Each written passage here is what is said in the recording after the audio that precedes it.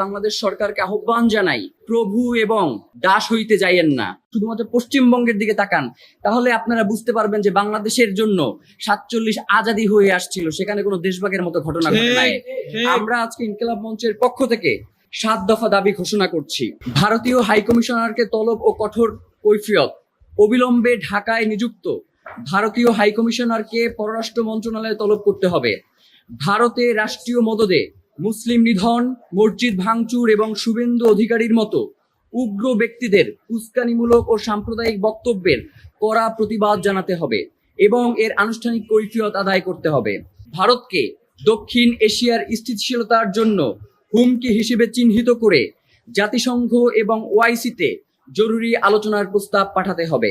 ভারতের অভ্যন্তরে মুসলিম জেনোসাইড রুখতে সেখানে আন্তর্জাতিক পর্যবেক্ষক দল পাঠানোর জন্য সরকারকে কূটনৈতিক তৎপরতা বাড়াতে হবে। দফা 3, সীমান্তে প্রতিটি হত্যাকাণ্ডের বিপরীতে আন্তর্জাতিক মানবাধিকার আদালত এবং জাতিসংঘে ভারতের বিরুদ্ধে মামলা করতে হবে।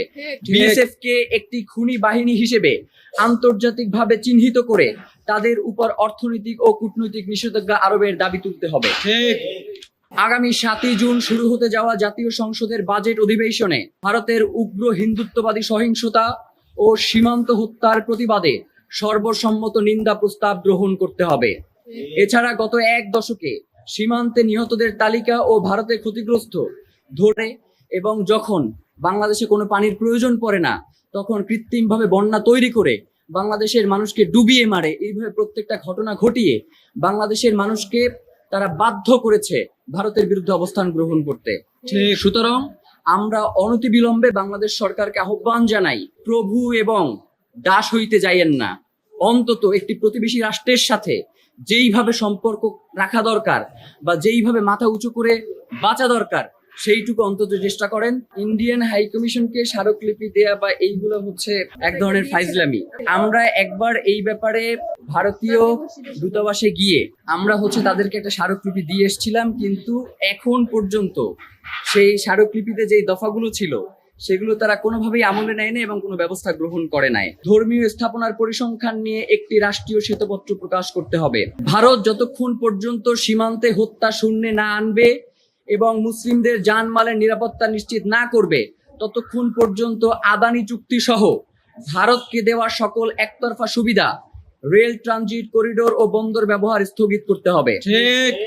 বাংলাদেশের অন্তর্বর্তীকালীন সরকারের একজন উপদেষ্টার বরাতে আমরা জানতে পেরেছি, আসিফ নজরুল, তার মাধ্যমে যে বাংলাদেশে অবৈধভাবে 26 লাখ ভারতীয় কর্মরত রয়েছেন। বাংলাদেশে থাকা অবৈধ 26 লাখ ভারতীয় নাগরিককে বহিষ্কার করতে হবে। এবং সর্বশেষ বাংলাদেশ থেকে উগ্র হিন্দুত্ববাদী সংগঠন সমূহের কর্মকাণ্ড নিষিদ্ধ করতে হবে।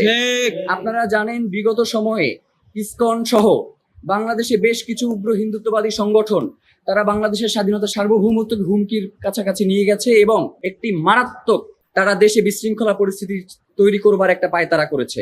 এবং ইতিপূর্বে চিন্ময় দাসকে কেন্দ্র করে একজন বাংলাদেশি মজলুম আলিফকে হত্যা করার মতো ঘটনা ঘটেছে। আমরা ইনকিলাব মঞ্চের পক্ষ থেকে আপনাদেরকে বিনীতভাবে জানাতে চাই, এই 7 দফা দাবি অতি দ্রুত বাস্তবায়ন করতে হবে।